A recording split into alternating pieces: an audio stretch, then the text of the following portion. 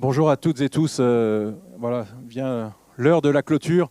Avant de clôturer le congrès et de passer aux remerciements, quelques mots rapides sur ces 2 jours.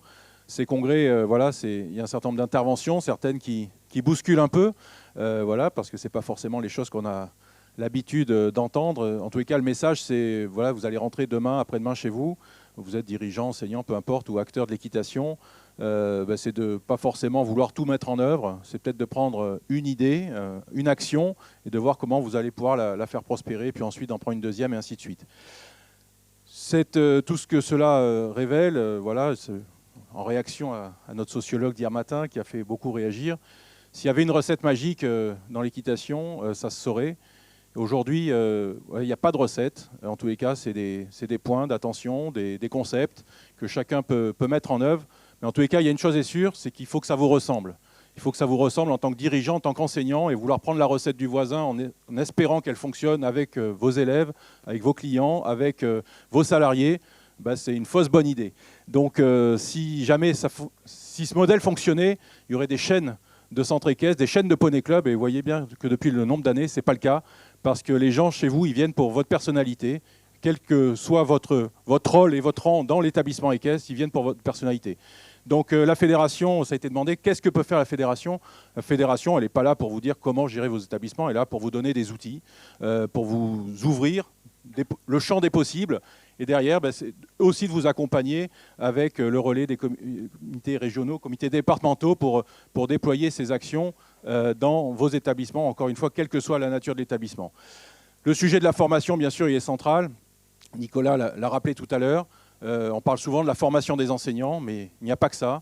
Il y a la formation aussi des dirigeants. Et ce type de journée, de congrès, y contribue. En tous les cas, c'est un des axes de la politique fédérale et du projet 2025-2028 où on souhaite mettre l'accent sur la formation des dirigeants.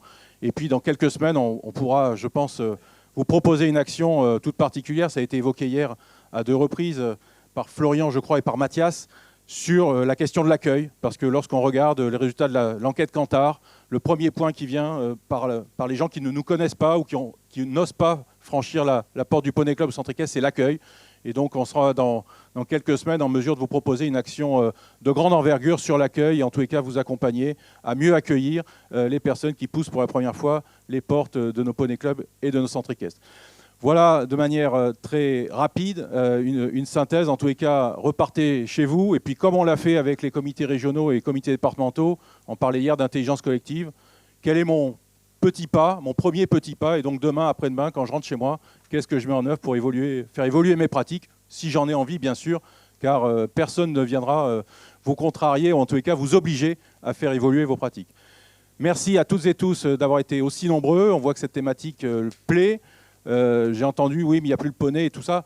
Il ne faut pas opposer. On travaille bien sûr sur les 2 axes. On a pendant de nombreuses années fait des congrès sur l'équitation à poney. On va continuer. En tous les cas, il faut travailler sur ces 2 axes. Vous avez eu les chiffres à la fois de fidélisation, à la fois de démographie. Il faut qu'on travaille parallèlement sur ces 2 axes. Bien sûr qu'il faut continuer de recruter des jeunes enfants et il faut ensuite les fidéliser. Mais il ne faut aussi pas oublier les publics adultes, soit qui ont déjà pratiqué, soit qui peuvent être attirés par nos activités. Donc tout ça, c'est le boulot de la fédération et en tous les cas, on est à vos côtés au quotidien. Merci à toutes et tous. Un grand merci à tous les intervenants. Merci aux intervenants et puis merci on va dire, à l'équipe organisatrice et notamment au noyau resserré autour de Mathias, autour de Ève, autour d'Emma et de Zoé, voilà, qui ont vraiment conduit avec le comité cheval. Merci Marine, avec tous les gens que tu as emmenés. Pour ces 2 journées. Très bonne fin de journée ou de matinée au Parc Équestre. À très bientôt. Rentrez bien chez vous. Soyez prudents. Ne bougez pas. Très vite. Ne bougez pas. Les prochains rendez-vous Congrès fédéral d'Avignon, 15 et 16 janvier. Les journées culturelles, 26-27 mars. Et formation enseignant les 12 et 13 janvier. Capter et fidéliser une clientèle adulte débutante. Ça, c'est la première information. La deuxième information, c'est que vous allez pouvoir manger avant de partir. C'est toujours au même endroit. Bon retour à tous. Et n'oubliez pas le questionnaire de satisfaction à remplir, s'il vous plaît, pour